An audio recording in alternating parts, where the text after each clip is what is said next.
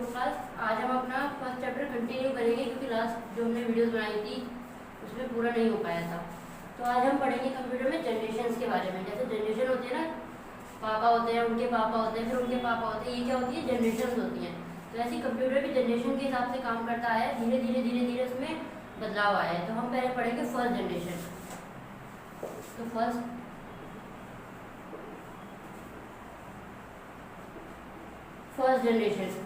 Generation हमारी कहाँ से कहाँ तक थी, 1942 से 1955 तक। ठीक है, ये हमारा फर्स्ट जनरेशन का पीरियड है।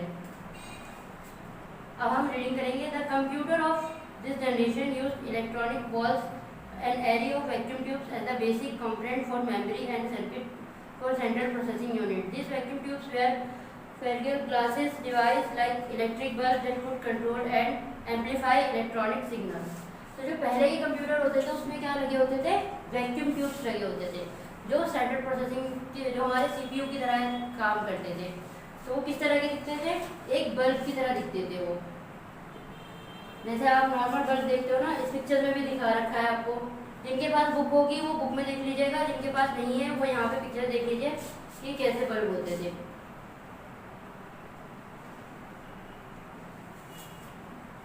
इस तरह के बल्ब्स होते थे जिससे इलेक्ट्रिसिटी पास होती थी और इसके जरिए वो काम करते थे। ठीक है, अगला है एडवांटेज और डिसएडवांटेज। जब भी कोई काम होता है तो उसके फायदे भी होते हैं और नुकसान भी होते हैं। तो ये जो हमारे कंप्यूटर थे इसके क्या फायदे थे, तो पहला है एडवांटेज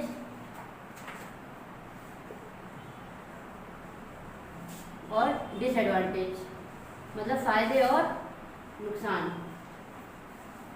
तो फायदा इसका ये, this computer could perform computation in million second. जितनी भी कैलकुलेशन होती थी उसको ये फटाफट कर लेता था, तो इसकी स्पीड बहुत फास्ट थी। किसी भी कैलकुलेशन को करने में इसको बहुत कम टाइम लगता था। और सेकंड है vacuum tube technology made possible the advantage of electronic digital computer. जो वैक्यूम ट्यूब्स का यूज होता था इसमें ये स्टेप था आगे की तरफ कि ताकि वो एक डिजिटल कंप्यूटर के तौर पे यूज किया जाता था जो आगे के वक्त में आने वाले वक्त में काम आने वाला था। ठीक है,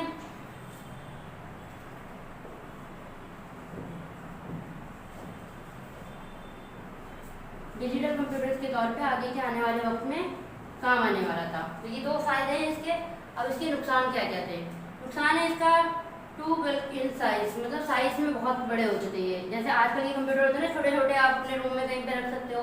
लैपटॉप है, फोन है, ये वैसे नहीं होते थे, बहुत बड़े बड़े होते थे। इनको रखने के लिए पूरा प्रॉपर एक रूम चाहिए होता था जिसमें ये आ सके। ठीक है, तो इसीलिए थोड़ा मुश्किल होते थे।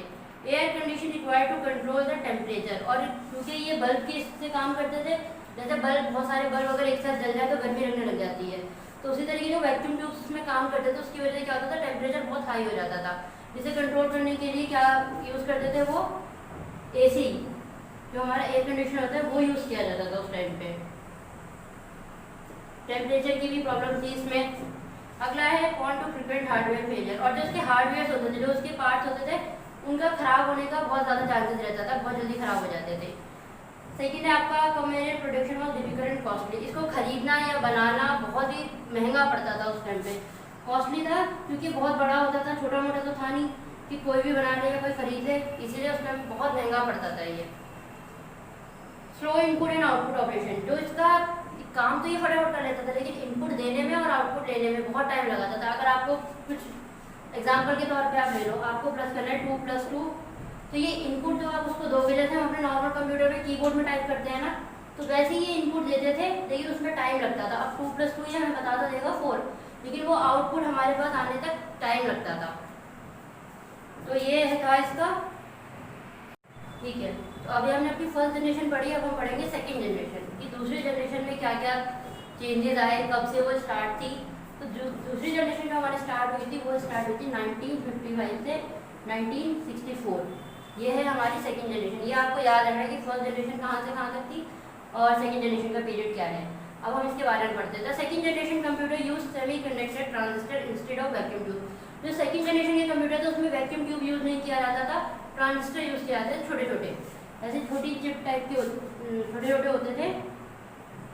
जिनके पास बुक है वो बुक में देख लीजिएगा और जिनके पास नहीं है वो पिक्चर से समझ लीजिए कि कैसे होते थे।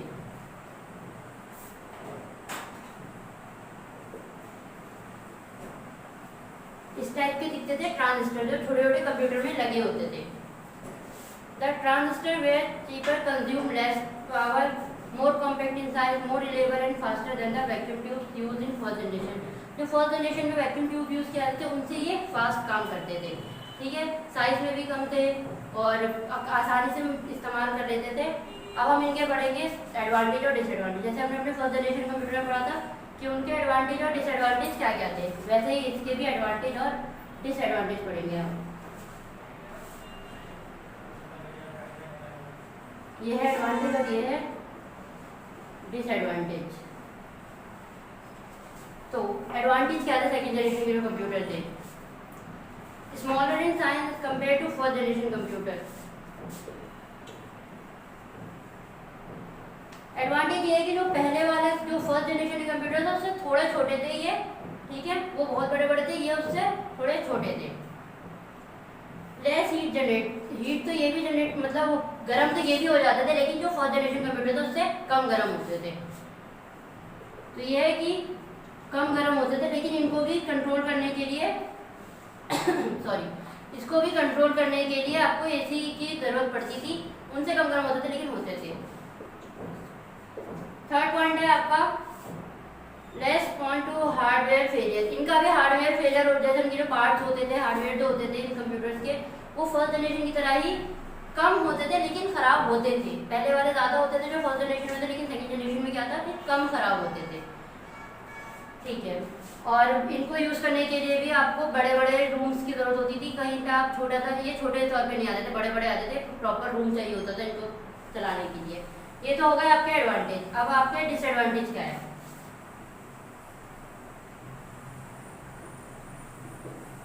डिसएडवांटेज आपका भी बताया साइज का, कि इनको भी चलाने रखने के लिए क्या चाहिए था, प्रॉपर एक रूम चाहिए होता था, ये इतने बड़े बड़े होते थे, ठीक है।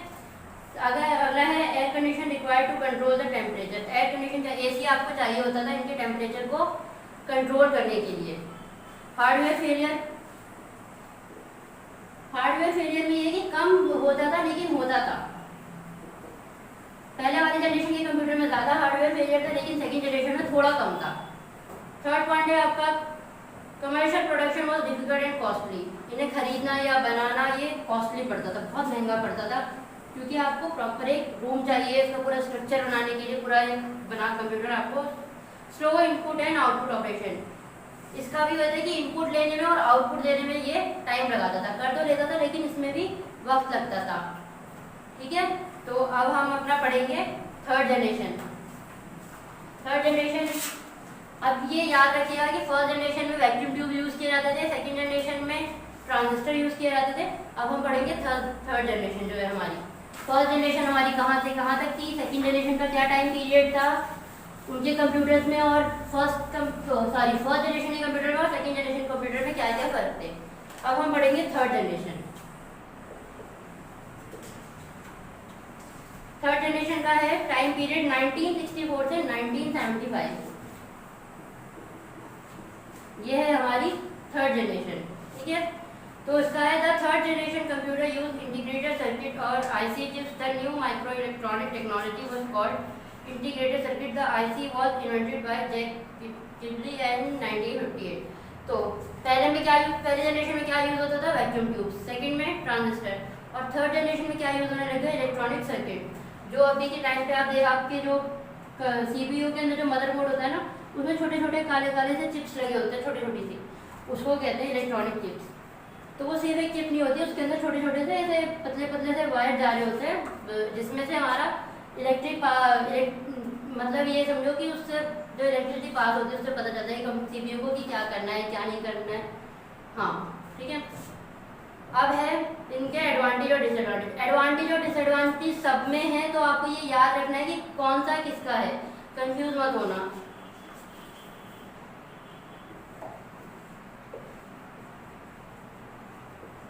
एडवांटेज और डिसएडवांटेज। फर्स्ट है इसका smaller in size as compare to previous generation. First और सेकंड जनरेशन के मुकाबले थर्ड जनरेशन कंप्यूटर बहुत छोटे होते थे उनके मुकाबले, ठीक है। तो स्मॉलर इन साइज। सेकंड है आपका, इनको लो मेंटेनेंस कॉस्ट, इनको बनाने का या इनको खरीदने का जो कॉस्ट होता था वो थोड़ा कम था पहले फर्स्ट जनरेशन सेकंड जनरेशन के कंप्यूटर के मुकाबले।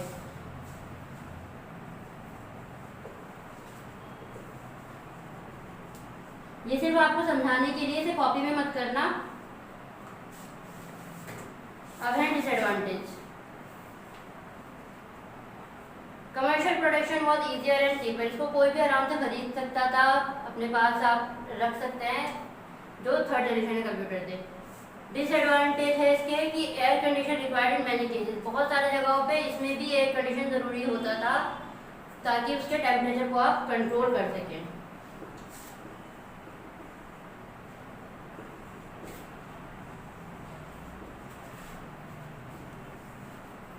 सेकेंड डिसएडवांटेज और ठीक है, एक मिनट, आपको समझ में आ गया होगा। अब आप ये अभी फिलहाल कॉपी में मत करना, लेकिन इस वीडियो को बार बार देख के समझ लेना कि इसमें फर्स्ट जनरेशन के कंप्यूटर में क्या फ़र्क था, सेकंड जनरेशन में क्या फ़र्क था, थर्ड जनरेशन के कंप्यूटर में क्या फ़र्क था। तो ठीक है, ओके, बाय।